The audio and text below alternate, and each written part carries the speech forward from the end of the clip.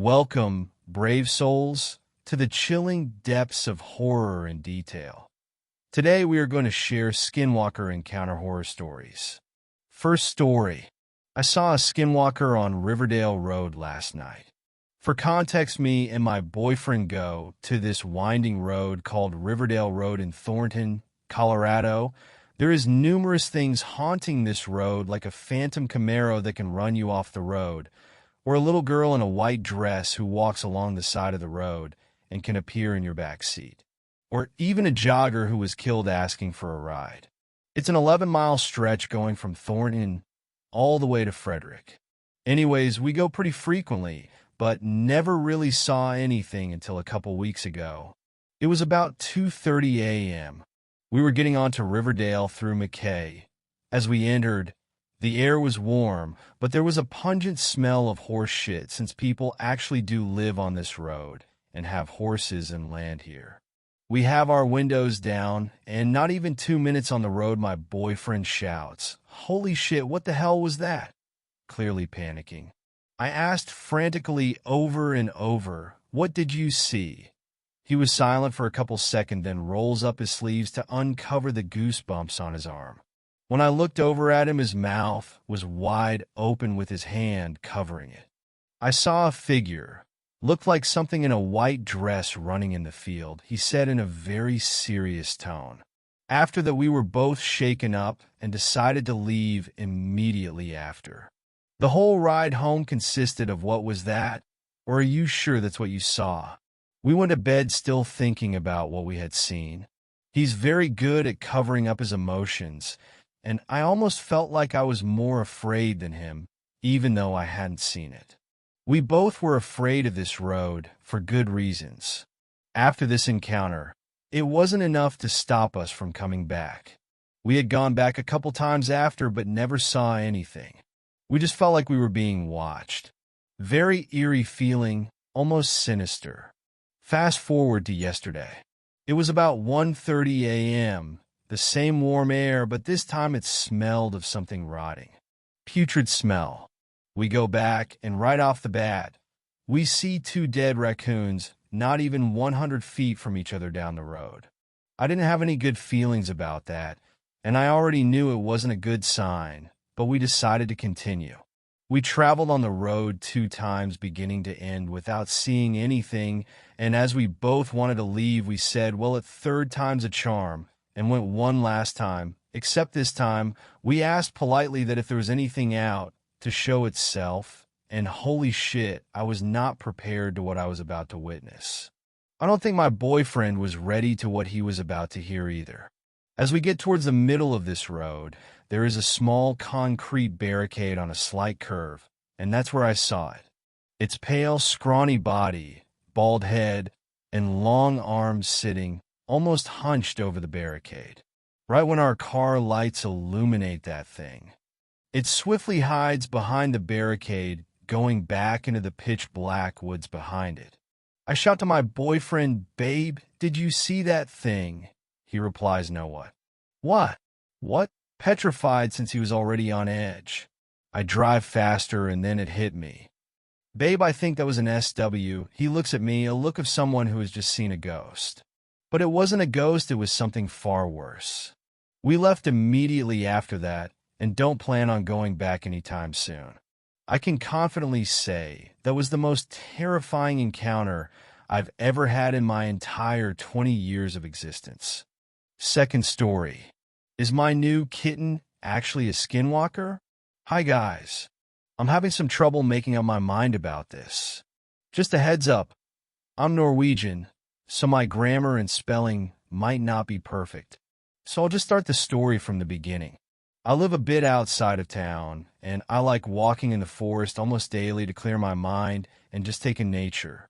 Well, obviously, I sometimes see animals, and sometimes I come across injured animals, and if I see it necessary, I bring them home and nurse them back to health. A couple of weeks ago on my walk, I heard some squeaking a bit off the trail. I went to see what it was, and I found a kitten, practically newborn. I wasn't really sure what to do. The mom should be around somewhere, right?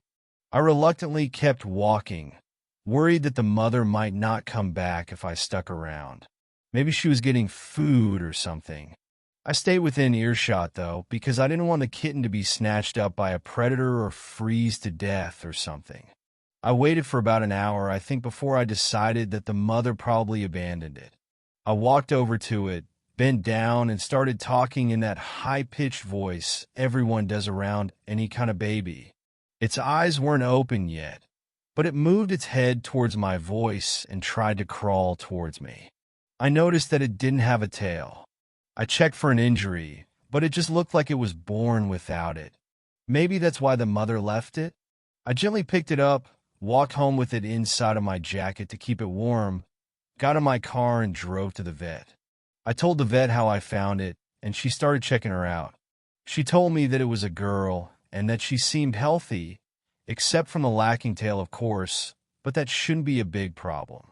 Her balance might be affected, but since she's born without it, she'll get used to it easily. She asked me if I was planning on keeping her, and I said yes. Obviously, the little fur ball was adorable. The vet helped me with some formula and basic stuff for it, litter box, food bowl, etc. She registered us in the system. I named her Shira. She congratulated me on my new kitten, and I left, happy about having some life in my apartment again. Shira is growing fast, and after just a few days it started to show that this isn't a normal house cat, but a bobcat. I don't really know what to do. I'm supposed to take her back to the veterinarian soon for vaccines, but I canceled the appointment and said that she didn't survive. Bobcats are obviously wild animals, and it's legal in Norway to take in a wild animal in need of help for a short while before releasing it. But Shira knows nothing about being wild. She wouldn't survive on her own. If I take her back to the vet, she'll be put down. And I've already fallen in love with my little goofball. I'm not planning on keeping her as an inside cat, though. She'll come and go as she pleases. But most likely she'll always need me to make sure that she's well fed and healthy. You probably think I'm crazy for wanting to take care of a bobcat and letting her into my house whenever she wants, but I've had cats before, and there is this special bond of trust when you take care of a cat practically from birth. I know I'm dragging on, and you want to hear about the Skinwalker, and I'm getting there. I just wanted you to know everything from before I started suspecting.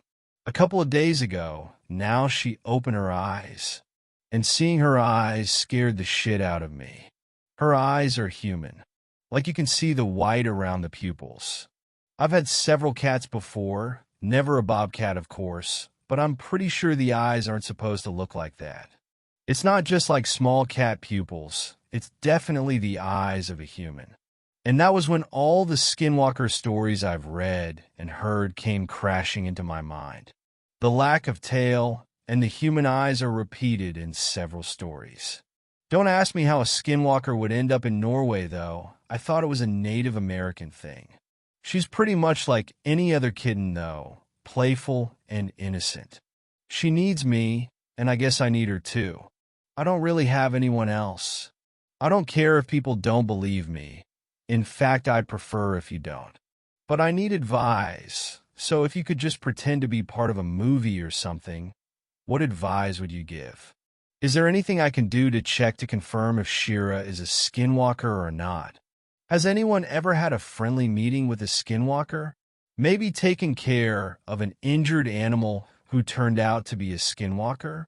I need someone to talk to about this, but because of legal reasons I can't talk to anyone here, just because she's a bobcat, and I don't want her to get cut open and experimented on if people find out that she's a Skinwalker, if she actually is. So, I thought, why not turn to the wonderful Reddit community? The only thank you I can give is to keep you updated on her, how she develops, and whatever I find out. If she doesn't kill me first, of course, tongue sticking out, I don't think she will, though. She seems like she trusts me. Third story. Did I see a Skinwalker? This happened in September of last year. We live on a huge horse farm in southern KY. My mother, the horse fanatic in the family, travels all over the country taking out horses to shows and competitions. During that time, I usually get stuck at home, with the responsibility of feeding the animals and other non-show horses. My parents were at a weekend-long show. It was around 5:30 p.m., and I was on my way down to the barn to give the horses their evening meal. Our horses are arranged into multiple sections, pregnant mares in one, show horses in another ECT. Hey, erase a screen cap from Google Earth of it to kind of give you guys an idea. I was almost done feeding and only had the southwest corner section to go when I looked into the field that lined that section that we let the horses graze in the spring and saw something that I really can't explain with words. It was far enough away that I couldn't make out facial features, but I could tell it wasn't human. It was standing upright, two legs that seemed to be on backwards. Instead of the knees going forward, they went the opposite way. The closest thing I can describe it to would be like a very thin, hairless, less horse standing up. I didn't notice any arms, but with how far away it is, I'm assuming they could have just been so close to the body that I didn't see them. I kind of doodled this to give you guys an idea of what it looked like. It scared the hell out of me, but I don't think it saw me. It looked like it was watching my house, which was about 100 yards to the northwest of there. I kind of just stood there. I didn't really know what to do, so I just kind of slowly started backing up until I was back in the barn. There's a small part in the barn where there are a couple missing boards that you can easily see out of, so I stood there watching it for a while. I didn't want to try to go back home because I was worried it would see me, so I just waited. I waited for what felt like forever before this thing kind of turned around and walked away into the woods. The way it walked was the scariest thing about it. It was so unnatural. I waited a little bit, then ran back to the house as quickly as I could. The next morning my parents got home, so I didn't have to feed the horses again after that. I've never told anyone about this either, but after discovering skinwalkers, I'm wondering what you guys think. If not a skinwalker, what else could it be? Fourth story, Skinwalker/Go Man sighting. I was told to post this here by a friend, as he said my story sounded similar to some urban legend about skinwalkers/Go Man. I've never heard of it before, but I Googled it and saw lots of stories and videos about it, and something about some farm in Utah in America. Anyway, some background. I'm 28 years old, and I live in Camden, England. Ever since a kid, I've always had this weird obsession about the States, traveling through the States, and generally seeing lots of sights. I'm not a city guy, far from it. My parents are both farmers, and I like the outdoors a lot. I joined a rock climbing club when I was in my teens and met two good friends, James and Grant, who came on the trip with me in 2012. I had always planned to go to the States, Colorado to be specific, because of the forests and the mountains. We all agreed to go, saved for a year, and off we went. We were in Denver, which by the way is a great city, and later we traveled south down Highway 87, through Colorado Springs, down to Walsenburg, and then headed west, and ended up in a very small town after about 4/5 hours, somewhere close to the New Mexico border. We had actually got there due to meeting some friends in Denver who were keen explorers like ourselves, and they asked if we wanted to join them on a road trip/camping trip, so we did. There were 5 of them: Chris, another James, Richard, Melissa, and Lucy. And us 3, myself, James, and Grant. The first 2 nights were great. Chris and Richard liked to hunt and had brought alone their rifles with them, and they taught us a few things about shooting and whatnot. On the 3rd night, all 8 of us went on a little walk through the forest, having a look around and taking all the amazing views in. The girls, Lucy and Melissa, wanted to head back to the cabin to start cooking the dinner for us, and Richard went back with them. So, Chris, the 2 James, Grant, and I roamed around. Up ahead on the trail, I point out to Chris I saw what looked like a deer, but as quick as I could grab their attention and turn back around, it was gone. I probably made way too much noise, to be honest, and scared it off. But a few minutes later I saw it again. It was a little weird, though. It looked a little darker than a deer, and had more fur. It didn't look right at all. It was like a man on all 4s or something, and just didn't seem to move very smoothly. I must have been so focused on this deer that I was completely oblivious to the smell that surrounded us that Grant pointed out. It smelt like death or blood, but it felt warm and metallic. It was horrible. I asked Chris if there was some kind of factory nearby, but he said there wasn't really anything like that for miles. I really did smell.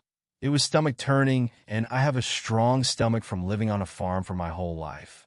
We turned back anyway to head back to the cabin to meet the others. We walked for about 10 minutes when I saw what looked like the same deer in the distance to my right, and I swear to God it stood up on its hind legs. I called Chris at the front and said to the others to look to the right, and they did. James laughed and said it looks like a guy, and Grant suggested it was another group of people out walking as well. But I told them it stood up and that it was the deer from earlier I tried to get them to look at. I was adamant about it. But they looked at me like I was stupid, as it was definitely a figure of a person with his back to us. Chris called out at it, and there was no reply. He called again, and nothing. Then we all shouted out, "Are you okay over there?" The reply was subtle, but loud enough to be heard. "It's Richard." We all looked at each other confused, because he was supposed to be with the girls. He called out again, "It's Richard," and it definitely sounded like him. Chris told him to stop **king around, and we carried on walking, and I looked back after no more than 5 seconds, and he was gone, completely. That was no way enough time to just disappear without seeing him run off. We got back to the cabin eventually. Lucy and Melissa were in the kitchen making dinner, and Richard was chilling with them.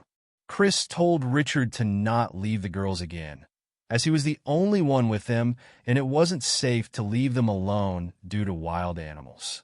But Richard said he'd been here the whole time with them. Confusing, Chris, Grant, the two James, and I looked at each other and laughed, telling him we saw him in the woods with us, and you said it's Richard when we shouted at him. But he looked at us with a dead straight face. "Seriously, guys, I was here the whole time," and the girls confirmed it. We all just shrugged it off. The three of them were in on the joke. They got us. I managed to wake up around 3 a.m., dead thirsty, and needed a drink, and that rank smell was back. The smell probably woke me up, to be honest.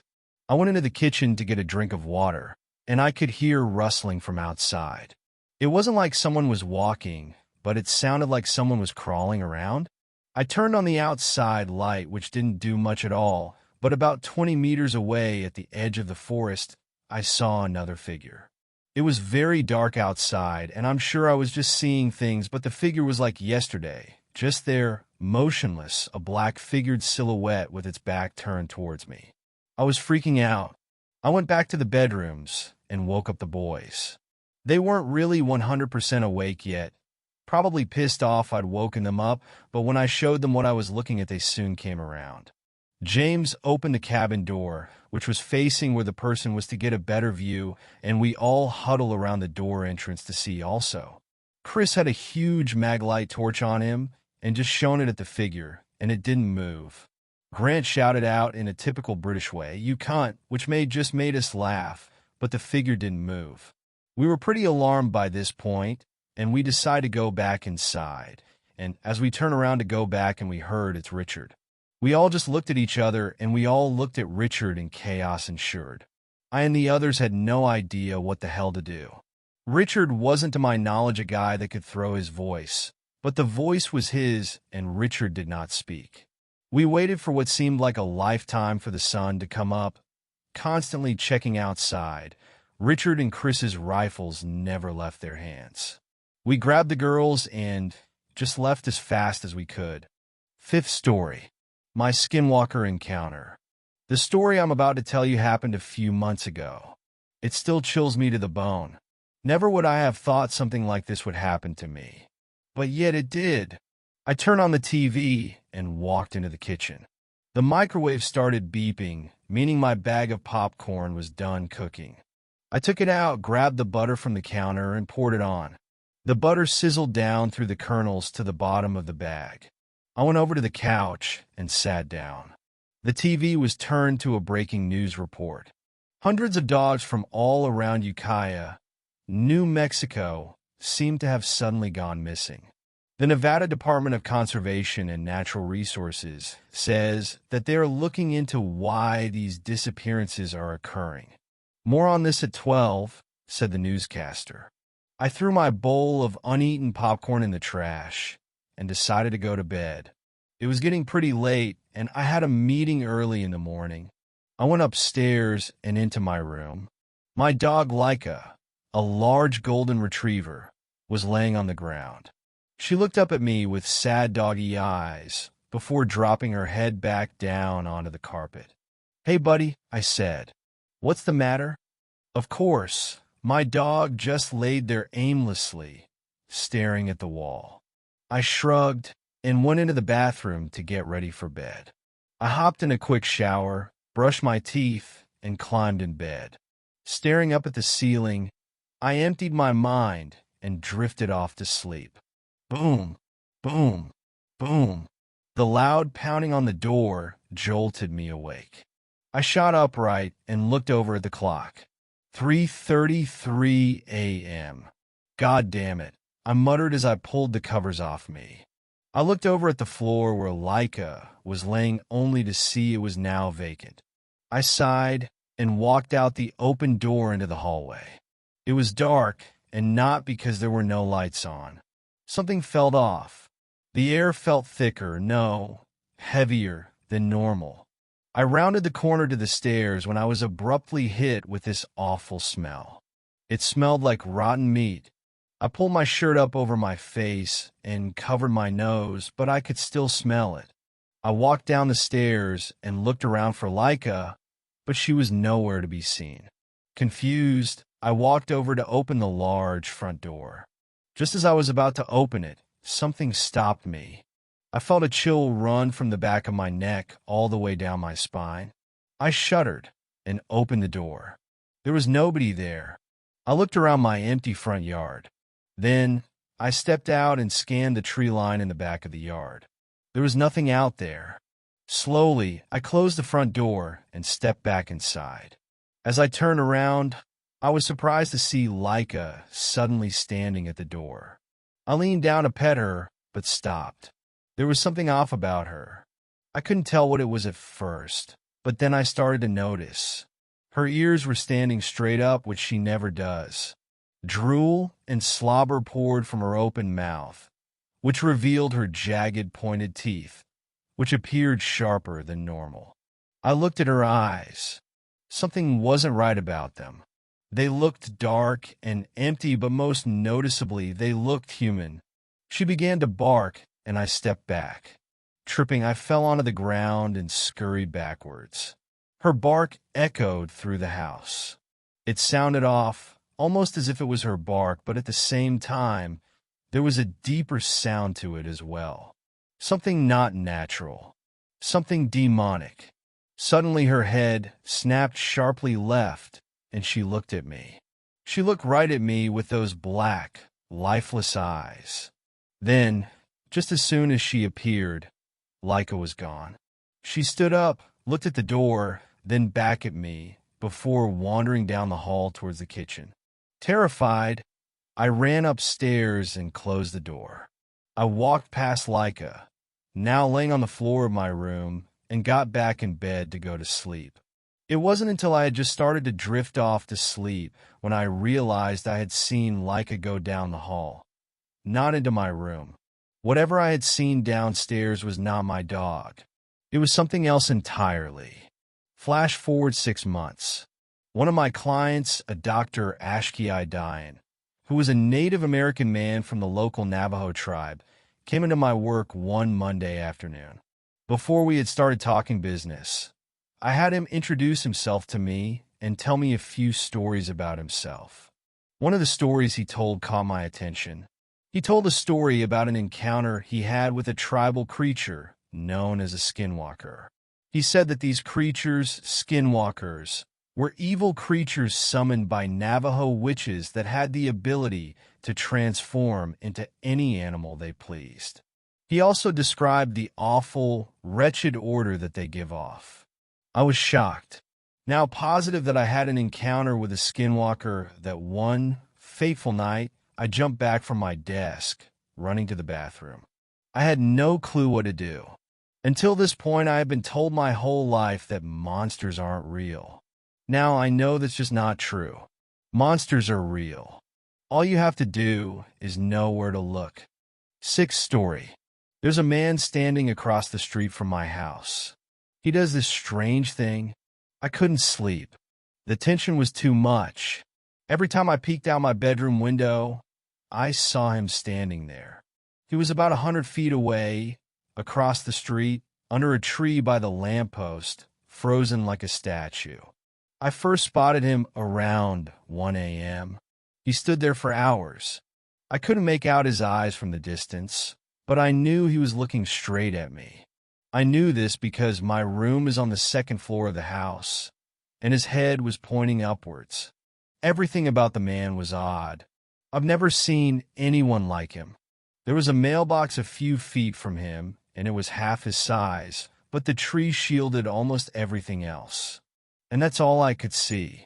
I waited and waited for him to step forward so that dusty, old lamppost would illuminate him in its yellow glow. I couldn't sleep knowing there was a black figure of a man stalking me from under an oak tree across the street. I got closer to the window and waved at him. I toddled my head and put my hands on my hip. I leaned forward and squinted, engaging him in a stare down.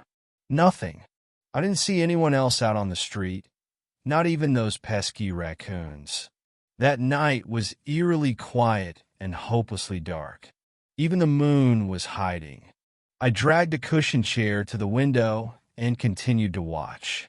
I put one foot on the frame and sat back. I let out a strong yawn.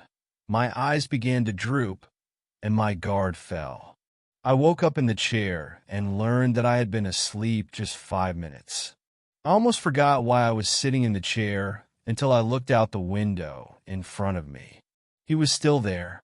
At that point, I thought of calling the cops, but I didn't. What if he's homeless? Am I really going to call the cops on some poor man? I can't even prove he's doing anything to me in particular. So I sat back in my chair and watched. But something finally caught my eye in the corner of the window. A dog made its way on the sidewalk towards the man. It was a big German shepherd, wagging its tail and sniffing each and every trash can it passed by. I leaned forward as I watched it get closer and closer towards the man under the tree. The dog stopped and tucked its tail between its legs, watching the man in confusion. It got close enough until it was right at his feet. That's when everything became less visible. My nose was up against the window. I was so close to it. My eyes widened like that of a child's at the sight of candy. And that's when I heard it. The dog let out a sharp yelp. I opened the window and put my head out as much as I could to get a better view, but I certainly wasn't heading downstairs to go outside and confront the man. I did go downstairs to phone the police. As I waited for them, I kept my eye on the man. He was in the same place, same posture, same eerie atmosphere. I was sure the dog was dead. I heard its unmistakable cry, followed by complete silence.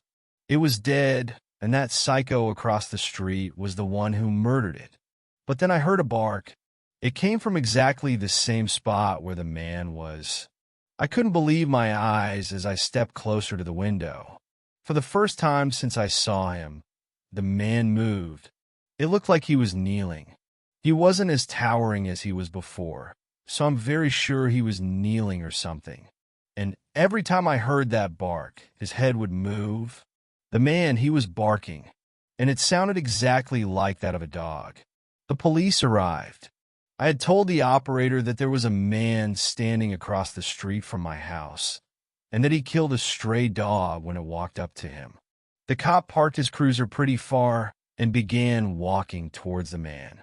I felt like opening the window and screaming, "Yes, sir, he's right there. But be careful. I think he's dangerous." I didn't. The officer stood there and spoke with the man for about 10 minutes. Well, the officer spoke at him. It didn't look like the man responded to the questions at all, and the officer grew agitated. I think I learned a lot about body language from this ordeal. I looked away for half a second, and a loud bang rumbled the window. There was a gunshot. I ducked under the frame and crawled under the bed. It was silent for a while. I crawled back to the window and looked over. The officer was dead. A puddle of blood began to slip into the sidewalk drain. My heart wanted to leave my chest. I almost vomited anxiety. I attempted to pick up the phone 3 different times, but each time my hand would grow weak and drop it. I couldn't contain myself.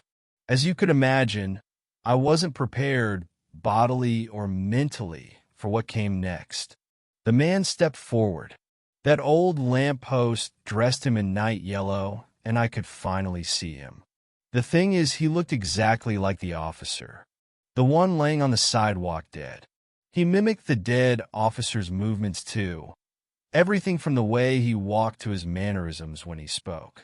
It looked like he was even impersonating the way the officer was questioning him those 10 minutes before. And he was naked. By the time the cops arrived, the man was gone. I explained everything to them, over and over again. They questioned me for the next few days. I checked the window each time before bed since that night. I'd even check when I got up in the middle of the night for water or to use the bathroom. But most of the times I got up to check were when I'd wake up from violent nightmares. After some time, comfort came. I believed for a moment that the man was gone for good. But don't we all do that? Don't we all participate in some form of naivety or another? Especially when we desperately want to believe something. I had another nightmare, but there was something different about this one, different in the sense that it felt real. Very, very real. But I remember times when I'd think back on memories and couldn't decide whether they were dreams or reality. Sometimes we mix them up. This was one of those times.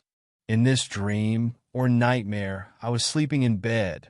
I wake up startled to a sensation on the back of my head, a cold one, like someone put their frozen hands on me. And as I turn around half asleep, my eyes barely catch someone leaving.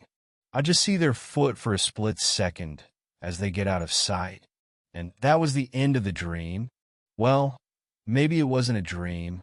Maybe someone really did walk into my room and touch the back of my head. Because one night, I received the following phone call from a dear friend of mine. "Bryce?" I answered. "Hey," he replied. What's up? Everything okay? Why you calling so late? You think you're funny, Mason?" I paused for a second. "What?" I got up in bed. "Well," he began, "I was getting ready to go to bed. Then I look out my window, and guess who I see standing outside my house at 1 a.m.? I paused again, confused. "Who?" "Mason, you're really not funny. Who goes this far for a prank? I have no idea what your dash." My heart sped. "Bryce, listen. That man outside your house is dangerous. Call the cops now." I said, "Oh my God, you're really committed to this, aren't you?" "Bryce, I swear to God it's not me. I'm at home. It's the same man who was stalking me just a few days ago." "If that's true," said Bryce, "then why does he look exactly like you?" 7th story. I faced a shapeshifter in Arizona. Have you ever looked evil in the eyes? What if those eyes were all too familiar? My name is Desmond, and this is my story. Believe it or don't, I really don't care. I just can't keep it in my head any longer. This story begins, as many do, with one stupid choice. My friend Carly had heard of a campsite in Arizona rumored to house something supernatural. I won't give the name of the location in case anyone gets the bright idea of going there. Carly was nice, but lacked common sense, so when she told me that she had been dared to spend the night there by her sister, I tried talking her out of it. I've always believed there are things out there that we don't understand. What I don't believe in is tempting fate, and I felt that that was exactly what she was doing. Carly brushed me off, and that's when I made the one stupid decision. I offered to go with her. I know how that sounds, but I actually had a plan. Carly hates driving, so I Googled camping locations in the same 50 miles. I told Carly I would drive and plan on taking her to a different location. I was just trying to keep her out of trouble. We were halfway there when I stopped at the rest stop. My plan was working perfectly. Carly was on her way to a peaceful, boring campsite, and I felt I had done something good. I finished my business and walked out of the restroom. I never noticed the rock half popping out of the dusty ground. I hit it with my foot, losing my balance. I stumbled and tried to catch myself, semi-succeeding as I didn't hit the ground. What I did do was land awkwardly on my right foot, causing my ankle to roll. Damn if that didn't hurt. It clearly wasn't broken, but it was painful to put pressure on. I limped back to the SUV. Carly asked if I was okay and offered to take me to the hospital, but I knew nothing was broken. What I should have done was tell her we needed to turn back around, but I didn't. I was feeling guilty for lying to her and didn't want to disappoint her more. I told her I was fine. Unfortunately, Carly demanded to drive, so I could rest my leg. She put the address in her GPS, and we were off. My plan was ruined. What I should have done was refuse to go, but I knew if I did that I would have to tell the truth, and I didn't want to risk causing issues in our friendship. On we went. It took us a couple more hours, but we got there. There were no other campers in sight. Great sign, I thought to myself. I pondered on how my dumb ass was here. I took a calming breath. Just because a place is rumored to be a certain way doesn't mean it actually is that way. Maybe I was getting myself upset for nothing. As I hobbled out of the SUV, I felt a little silly for my paranoia. The place seemed like a regularly valley. It was hot, but there was a light breeze.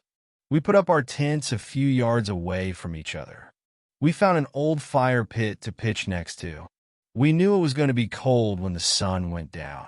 The next few hours were spent with laughter as we shared stories between each other. We roasted hot dogs on a roaring fire as the sky darkened. It was 10 at night, and not a single abnormal thing had happened. This was turning out to be just a fun camping trip. Around midnight, we went to our prospective tents and drifted to sleep. Carly was disappointed that nothing had happened. I was relieved. I was woken up by the sound of Carly whispering my name as she forced her way into my tent. I looked at my phone. 3 a.m., the witching hour. Carly looked frazzled as she began to ramble. There's something out there. I heard this howling. I don't know how you slept through it, she said in a panic. I was immediately awake and was going to peek out of the tent when she stopped me. No, what if it sees us? I took a deep breath. We need to get to the car. Where are the keys? I asked. In my tent. She whimpered. This was bad. Okay, I can't run with my leg, so I'll jump out and make a distraction. I have a knife. It will have to do. You run to the tent and grab the keys. Ready? She nodded. Just as I was leaving the flap, I heard her say, "Thanks, Derek." Derek? I would have given her a look if it wasn't for the sight that met my eyes.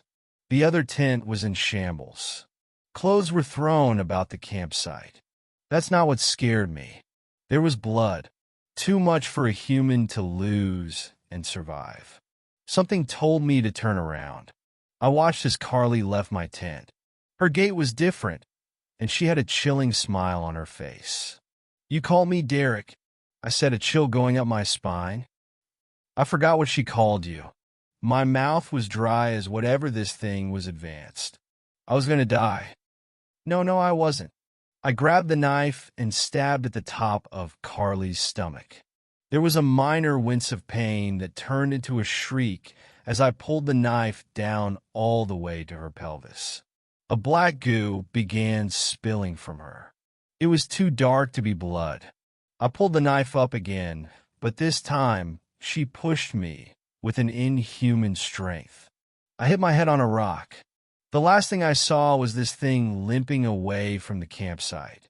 Everything went black. That was 3 months ago. The DNA of the blood matched Carly's. This was now a murder investigation. And guess who their number one suspect is? I'll probably get off on insanity. I almost don't care. I have too many questions now. The first one, did it die? God, I hope so. And my second question, the one that really gets me. If I saw Carly when it attacked, who did she see before she died? Eighth story. A shapeshifter tried to steal my life. To this very day, I'm not sure if it really happened. The memories seem more like dreams than real events. They don't feel as lucid as other parts of my childhood, like birthdays and sleepovers with my friends or bruises and broken ice cream cones. It's more a series of vague recollections, buried somewhere deep in my unconsciousness.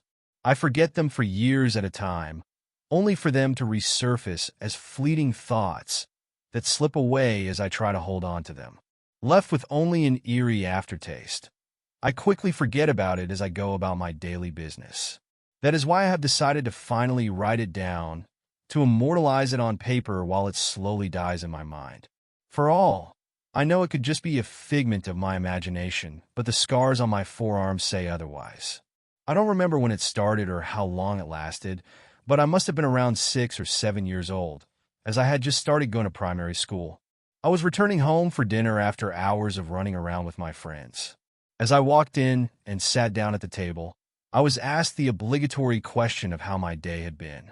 Excited about my recent playground adventures, I started recounting the tales of the mountains I'd climbed and the monsters I'd fought with my friends, just before dinner time had come and ruined it all. That must have been a short adventure, responded my father indifferently, because I saw you walking about the house a quarter hour ago. This perplexed me.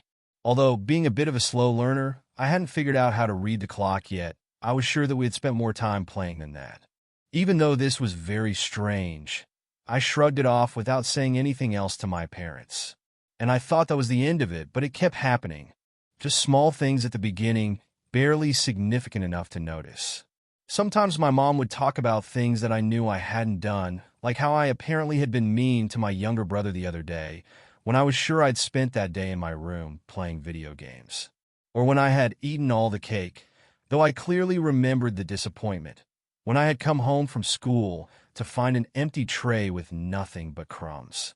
This would go on for some time, and even though I found it unfair that I would get blamed for all these things that never happened, my word didn't hold up to the authority of my parents. My adolescent mind would get distracted with more interesting things anyway, and all these ominous events turned to nothing but afterthoughts. That is until I discovered the source of my unjust accusations. One late evening, after returning home from some sport I have long forgotten about, I saw through the window a fourth figure sitting in my regular seat at the dinner table together with my parents and my brother. Something seemed familiar about the outline of the person, but I couldn't put my finger on just what it was. Thinking this silhouette in the dim, warm light of the house was just one of my brother's friends visiting, I casually walked the rest of the way to the house. Just as I passed the window to get to the front door, I heard the creak of a chair getting pushed away from the table, and through the corner of my eye, I glimpsed the unknown guest standing up and walking to the back of the house. Goosebumps raised across my skin, and a cold feeling crawled up my spine. Even though I'd only seen the person for a fraction of a moment, less than enough time to make out any discernible features, I couldn't shake the feeling that something was off. I quickly made it the rest of the way into my family and tried to satisfy my curiosity by asking who the visitor was. What visitor? My mother's answer was less than acceptable. The one that just stood up, I said, raising my voice. Sweetie, there isn't anyone home but us, replied my mother with a nervous smile. My guts had been right, something was wrong, something was way wrong. I tried to mutter some sort of reply, but only managed to produce confused mumbles. With a but, he was just... I reluctantly decided to investigate myself. I slowly walked into the hallway where the phantom had disappeared. Nothing. With the same caution as before, I checked the bathroom and every other room, which all turned out to be equally empty, all except the basement. I had purposefully left it for last because of my fear of the dark. Our basement was just a normal one, with storage shelves, some training equipment, and a freezer, but to 6 years old me, it was the scariest place I could imagine. Standing before the descending stairs, the dark doorway seemed like a gaping abyss. I breathed in and readied myself for the wall of darkness I had to go through to reach the light switch. But as I took the first step, I sensed a motion to my left. My heart leaped to my throat, and I turned around startled. I gasped loudly at the sight that met me, a corgi.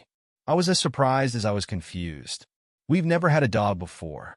The small creature looked at me for a few seconds. Its otherwise innocent face and eyes like small black marbles looked at me with an unconcerned expression, devoid of the usual energy and curiosity you'd expect from a dog. After a moment of silence, it turned towards the basement door and clattered down the stairs, disappearing into the void. "Mom," I yelled without taking my eyes away from the basement. "When do we get a dog?" "We've always had a dog," it echoed from the kitchen. "Come sit down again. You haven't eaten up? Always had a dog? Sit down again?" I hadn't sat down yet since coming home, let alone started eating. And we had never owned a dog. This was all too much for me to process, so I slowly backed out of the hallway before turning around and running as soon as the basement was out of my sight. I quietly sat down at the dinner table, where a half-eaten plate of pasta was lying at my seat. If I had been older, I could have asked more questions about the dog and the guest, but I was a quiet kid, and my previous attempts at addressing any of this had proven fruitless. I sat through the rest of the dinner without eating anything. My appetite disappeared looking at the half-eaten portion of pasta that the enigmatic figure had left behind. I went to bed early right after dinner and slept uneasily through the night. The figure, the dog, and the weird comments from my mom kept circulating through my head, making falling fully asleep impossible. I woke up to the sound of birds chirping and the sun shining through the window curtains. I sighed with relief. Maybe it had all been a bad dream. The surrealness of it all made it hard to believe it really happened. This false safety that dawn had brought was, however, shattered the moment I stood up. In the open doorway, which I explicitly remembered closing, stood the corgi and stared at me. The evening's events had actually happened. Anger flushed through me. "Why are you here, you stupid dog?" I snared childishly and turned around to my wardrobe, not expecting an answer from an animal. "I'm going to steal your life." I froze on the spot. The sinister voice had unmistakably been my own. The same spine-crawling feeling of fear that I felt when I saw the fourth occupant of the dinner table return to me. It was like waking up from a nightmare, only to realize you were still sleeping and had just entered a new one. I spun around quickly, ready to jump whatever this thing was. As I took off toward my adversary, I realized that it wasn't a dog standing in front of me anymore. It was a carbon copy of myself, boasting a menacing grin. This both horrified me and fueled my anger. Where I the night before had fled, a streak of adrenaline gave me the confidence to stand my ground. I charged the clone, wrestled it to the ground, and I exerted all the force I could manage to pin it down. And just as it seemed I would win the fight, the weight under me instantly disappeared. Before I could fully register what had happened, the chubby corgi slipped out from under me and fled into the hallway. I don't recall if I already fully understood what was happening at that moment. I definitely knew it to some extent. Any adult would have been dumbfounded, but a child's mind works differently. It can make a connection in places a mature brain would gloss over or discard as impossible. Even if I hadn't figured it exactly out yet, I would in the coming days.